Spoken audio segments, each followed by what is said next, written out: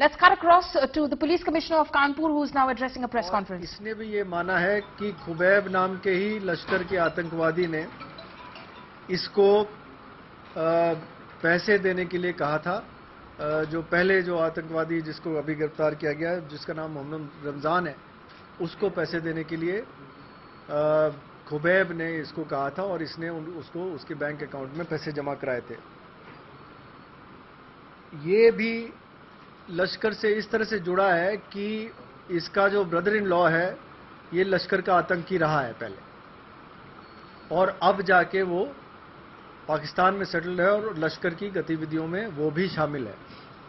इसके brother in law का नाम है बिलाल अहमद, और ये तकरीबन 2002 में यहां से एक्सफिल्ट्रेट करके पाकिस्तान गया था और वहां से तब से लश्कर से जुड़ा रहा है।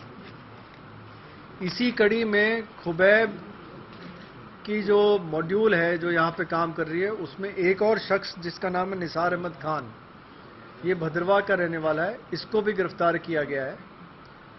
और इसने अपनी पूछताछ में ये भी बताया कि वो खुबैब के साथ मोबाइल के जरिए, सोशल मीडिया ऐप के जरिए टच में था, और इसने दिसंबर और जनवरी में कुछ आईडीज बेलीचराना के इलाके से ले जाके डोडा में किसी को हैंडओवर किए थे।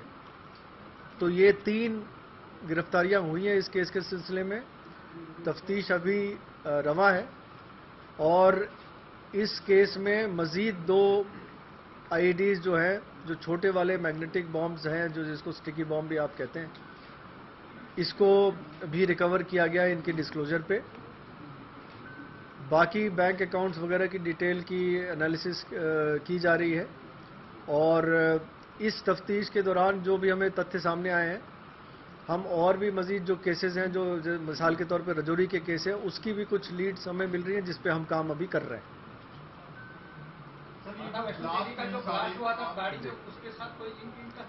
फिलहाल अभी तक उस केस से कोई लिंक नहीं मिला है, लेकिन तफ्तीश अभी शुरुआती स्टेज पे है। बहुत सारे लोगों से इसमें पूछताछ करनी जानी है। अभी 10 से 15 लोगों को और पूछताछ के दायरे में शामिल किया गया है।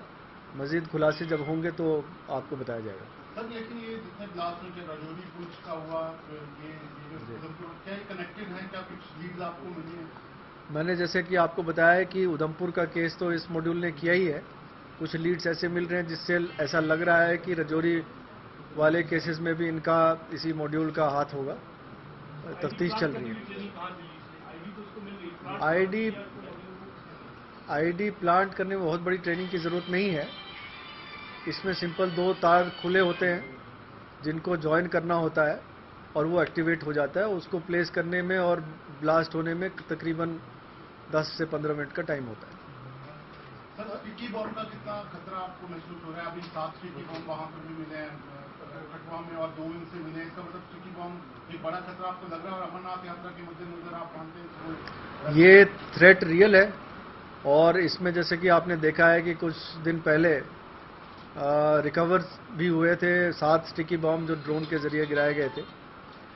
तो ये थ्रेट रियल है। इस आपके माध्यम से मैं सभी लोगों को बताना चाहता हूं कि इस थ्रेट के लिए आप सतर्क रहें। हमेशा जब भी आप कहीं जा रहे हैं, आ रहे हो, अपनी गाड़ी का भी ख्याल रखें। गाड़ी पे सवार होते समय, गाड़ी से उतरते समय चारों तरफ मुआयना कर ले, कोई ऐसी चीज़ ना हो जो अनजान चीज़ लगी हुई हो गाड़ी के साथ। तो इसके लिए पब्लिक कोऑपरेशन की बहुत ज़रूरत है, पब्लिक के सहयोग की बहुत ज़रूरत है। हम किसी भी इंसिडेंट को प्रिवेंट कर सकते हैं अगर हम सतर्क रहें तो।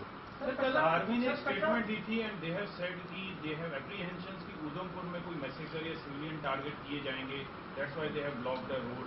ऐसा कुछ इनपुट है कि उधमपुर में सिविलियंस को टारगेट किया जा सकता है? ऐसी कोई इनपुट नहीं है हमारे पास।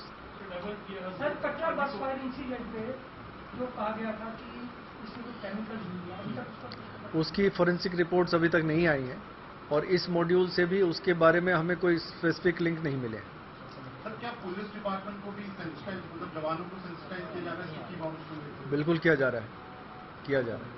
सर, अमरनाथ यात्रा है और कितना चैलेंजिंग है आने वाले समय में? 30 जून से यात्रा शुरू हो रही है, आप किस तरह से देखते हैं? क्योंकि स्टिकी बॉम्ब मिलना और इस तरह की गतिविधियां देश में,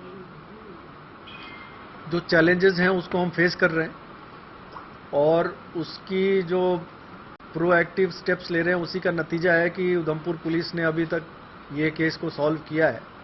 हमने कोई भी दिन रात ऐसा टाइम नहीं छोड़ा जिसमें कि हम मेहनत ना कर रहे हो किसी पर्टिकुलर केस को सॉल्व करने के लिए। चैलेंजेस हैं लेकिन हम पूरी तरह से सतर्क हैं। हम किसी भी अप्रिय घटना को रोकने में कामयाब रहेंगे, ये हम कह सकते हैं।